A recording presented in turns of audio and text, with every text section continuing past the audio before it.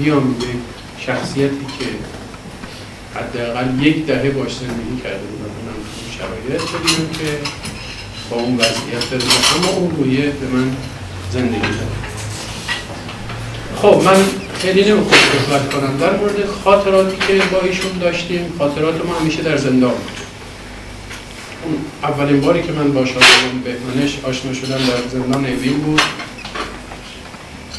آقای سفری هم تشریف دارن، پرویز سفری، فرزند شاهروان محمد علی سفری، آقای سفری، آقای بهمنش و آقای دکتر آقای دکتر طاهری و آقای خیاط‌زاده. اینا تیمی بودن که وکالت آقای مهندس امیر انتظام رو بر عهده داشتن که بعد از اینکه ما هم افتادیم زندان در سال 78 بیش از حادثه کوی دانشگاه محبت کردم و همین تیم وکالت ماها رو از جمله من هم پذیرفتم و من توی زندان آقای